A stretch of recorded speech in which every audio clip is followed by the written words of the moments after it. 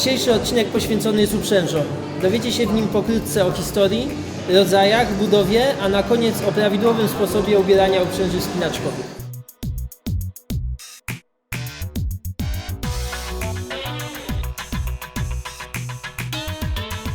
Uprząż to, krótko mówiąc, układ odpowiednio zszytych taśm umożliwiający na przymocowanie do siebie liny. Kiedyś wiązano się liną w pasie lub na wysokości klatki piersiowej, co powodowało poważne obrażenie ciała podczas odpadnięcia od ściany, a podczas dłuższego wiszenia mogło doprowadzić nawet do uduszenia. Na szczęście w dzisiejszych czasach uprzęże są bezpieczne i dużo wygodniejsze. Do wyboru mamy jeden z 3 zasadniczych typów uprzęży. Wspinając się na ściance lub w skałkach, najlepiej sprawdzi się uprząż biodrowa. Wspinając się w terenie górskim, zwłaszcza z plecakiem, używa się uprzęży biodrowej w połączeniu z piersiową. Dzieci oraz osoby, u których środek ciężkości znajduje się wyżej niż standardowo, np. z powodu większej masy ciała, powinny wspinać się w uprzęży pełnej, takiej, jakiej używa się np. podczas wykonywania prac na wysokości. Uprząż biodrowa składa się z pasa biodrowego obejmującego talię oraz pasów udowych. Całość jest na stałe połączona łącznikiem, czyli centralnym punktem uprzęży.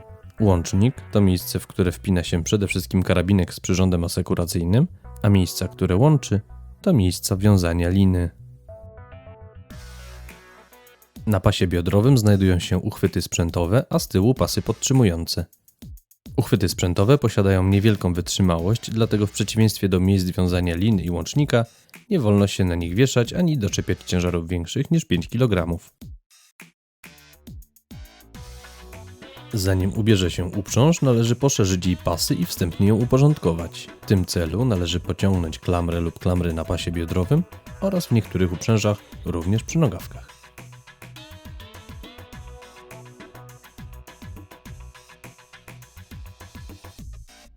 Następnie sprawdzamy, czy pas biodrowy nie jest ustawiony do góry nogami. Jeżeli układa się prawidłowo, można złapać za łącznik i potrzepać uprzężą na boki.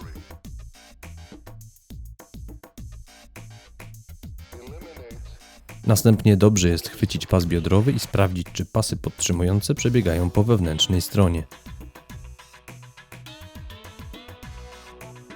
Teraz można położyć uprząż na ziemi nogawkami do dołu.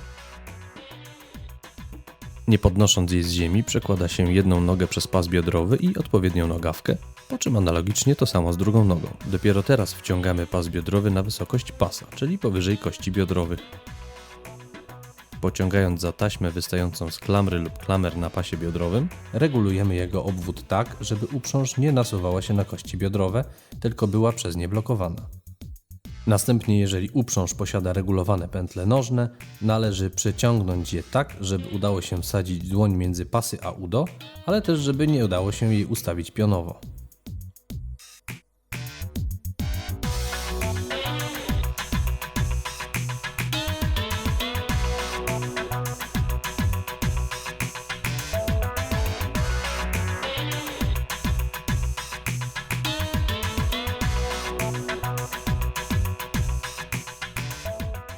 Offa Media.